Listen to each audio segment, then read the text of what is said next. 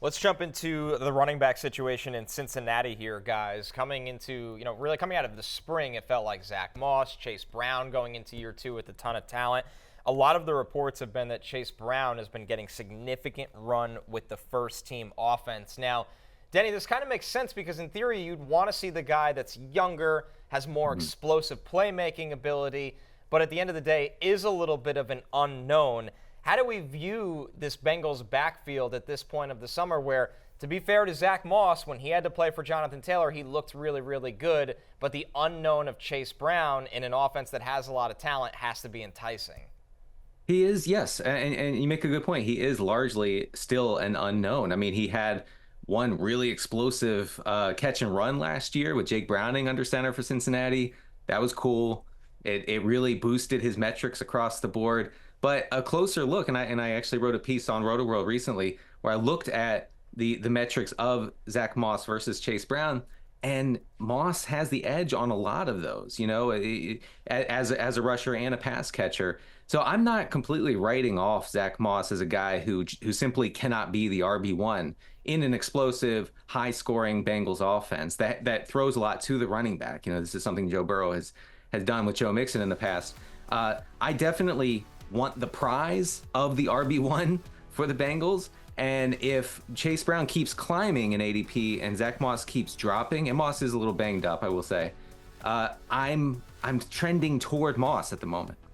Jay, this is an offense that, with Joe Mixon out the door to Houston, that vacates 309 touches. Is there a world where maybe both of them are just a factor in this, or do you think eventually it does lean to one guy as this offense has been in the past? Yeah, I think this is like the higher variance version of what's going on in Tennessee, where Tennessee seems very clear that it's like, all right, 50% Tony Pollard, 50% Tyjae Spears or something around that. I think this could develop into that, but there is more variance where it seems like one guy could really take the job. I think Brown is your higher upside play, but Moss is perhaps the higher floor play. But I mean, Connor, do you think that Chase Brown, are there worlds where he can become a three-down workhorse-ish back? The last year at Illinois, he had a massive workload and showed that he can handle that. So I do believe that. It's just a matter of that's what they want this offense to be with Mixon out the door. Are they going to lean on one guy? But in terms of can he do it, he absolutely can do it. And, Denny kind of hinted at this. Zach Moss is a guy as well that has dealt with injuries throughout his career and is already a little banged up this summer. So you just wonder, is this a battle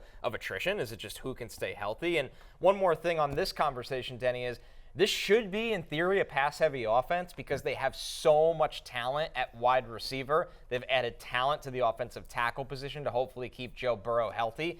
How do you factor that in with the value of both these running backs? Yeah, you're right. And, we thought that the Bengals offense might change with Joe Burrow out last season for a stretch, but it didn't. They were still among the 2 or 3 pass-heaviest teams every single week, no matter the opponent, no matter the game script. And I think that is telling about how this team wants to operate, especially with Burrow back. It probably means not a ton of rushing opportunity for these guys, for these backs, but it means a lot of pass route running, and it potentially means a lot of targets. And in PPR, to get a cheap back, in the middle of your draft or even the back half of your draft, who's catching passes from Joe Burrow, that's awesome. It's hard to top that in the back half of your draft. Yeah, I just think my concern with Zach Moss is that he kind of was a non-entity for most of his career, and then he wound up in the Shane Steichen offense. And I think Steichen is a top 2-3 play caller in the NFL. I would agree. And the fact that he only really emerged as a guy in that offense while Jonathan Taylor was out, with an offensive line, by the way, in Indianapolis that was playing really well. It's just a little bit of a concern for me just about the talent level, whereas with Chase Brown, at least there's the unknown that maybe he is, at a level above someone like Zach Moss, who seems pretty stable in what we think of him as. Another intriguing backfield, guys, has to be the Chargers. Greg Roman hired as the offensive coordinator. His offenses have ranked top 3 in rushing attempts in 7 of his 10 seasons as offensive coordinator, which of course has a trickle effect on the flyer they took on J.K. Dobbins. Obviously a promising talent. He hasn't been able to stay healthy throughout his career. He tore his Achilles in week 1 of last season. But if you listen to Dobbins so far this summer, he sounds pretty excited about what he can do with more opportunity and health. It's just teaching me something. And I do think that the storm is over for that. Now I'm on a new journey, a healthy journey this year. And you guys will see it'll be special because I've been saying it the whole time. You'd be like, damn, he's been saying that the whole time. Like, that's over, it's over, it's over. And now it is finally over, and now you guys will be able to see. If I get the volume, I do think I'll be one of the best in the league, you know. And I've showed that with, I think, do you know how much yards I average a carry? Because I don't. I think it's 5.8. 5.8? Okay. I don't know many backs that got that. And that's why today J.K. Dobbins drinks for free here at the Happy Hour Bar. A cheers to a healthy J.K. Dobbins. And, Jay, this is someone who has familiarity with Greg Roman. During his rookie season in 2020, 925 scrimmage yards, 9 touchdowns, most importantly, 6 yards per carry. You heard Dobbins talking about his career 5.8 yards per carry. Just hasn't really been healthy since then. But this is a team that wants to run the ball. We think the offense is going to be better, and not only that, but run heavy. I mean, can we really convince ourselves again of, hey, I'll take another flyer on J.K. Dobbins and see what happens here? I think that is all it can be, is a flyer, just with the array of maladies that he's dealt with. At this point, you have to believe that not only is it a heightened re-injury risk, but it just may have sapped some of his explosiveness, even if the viral Twitter videos may suggest otherwise. But look, I think that between Roman, between Harbaugh, between having Rashawn Slater and Joe out as the best tackle tandem that franchise has had in, 20 years, however long, a long time. There is upside for J.K. Dobbins, but I think that, Edwards is probably still going to get some goal line work, and you suspect that he is going to be somewhat limited in terms of just the amount of carries that he can get just because of his injury history. Yeah, Denny, is this a situation where, the Gus bus just kind of takes over, or is the potential talent of Dobbins a big factor? Especially it feels like there was once upon a time we were hearing Kamani Vidal, the day 3 rookie, in the mix at some point. I don't know if that's going to carry over into the regular season. Yeah, us fantasy nerds may have gotten a little carried away with Kamani Vidal. No way. I will say, just a little bit, and now we're all in financial trouble. But like Dobbins, first of all, a guy you root for big time. I mean, watching that clip, it's incredible to think what he's been through.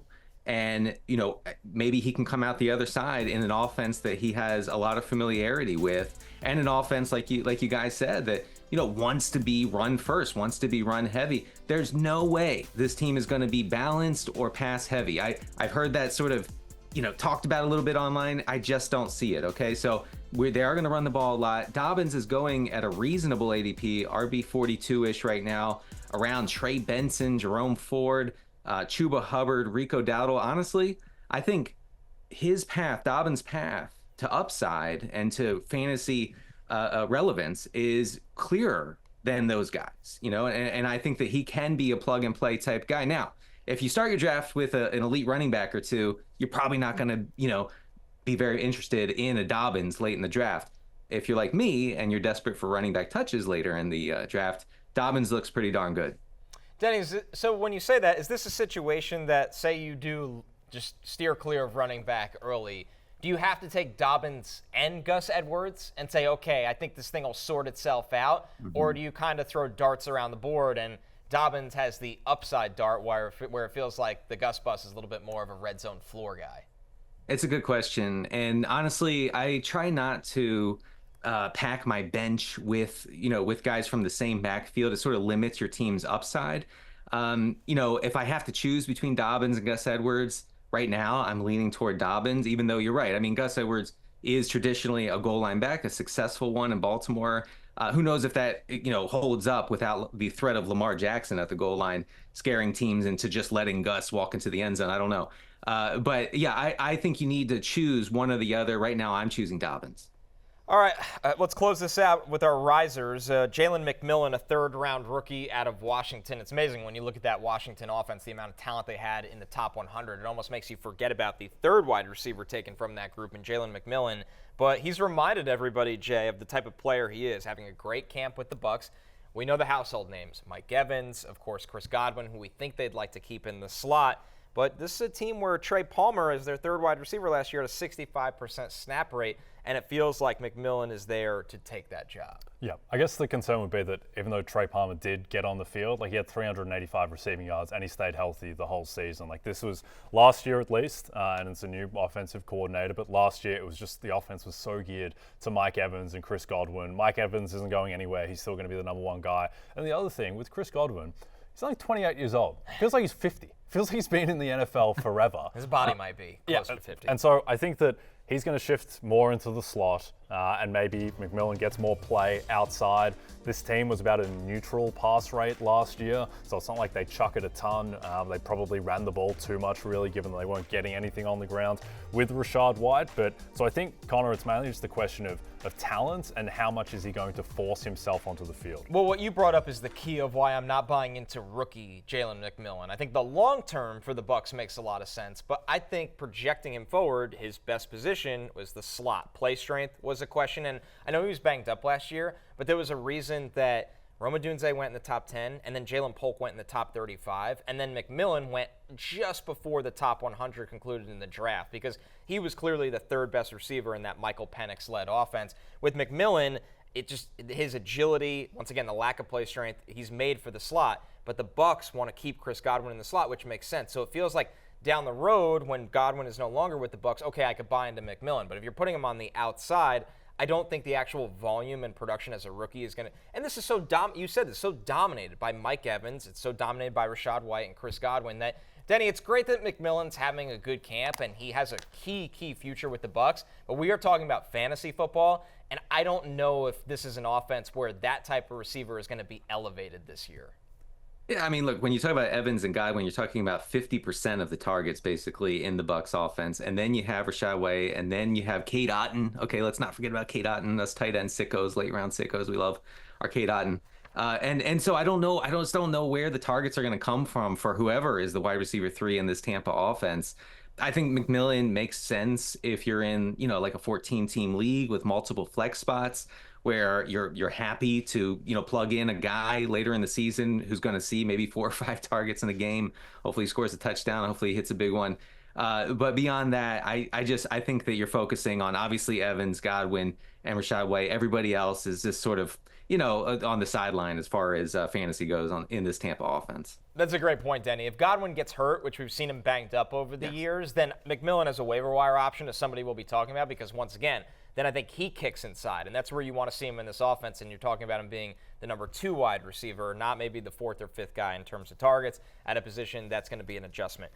Hey, it's Matthew Berry from NBCSports.com and RotoWorld.com, and I want to thank you so much for watching whatever it is you just watched, or if nothing else, being too lazy to click out of the autoplay after this video started, after whatever it is you actually wanted to watch finished. But now that you're here, I'd like to take a moment here to ask you respectfully now, okay? I'm asking you respectfully to subscribe to the NFL on NBC YouTube channel. You'll get the latest RotoWorld fantasy news headlines, all sorts of great shows, including my own Fantasy Football Happy Hour. So go subscribe now. Again, I'm asking respectfully.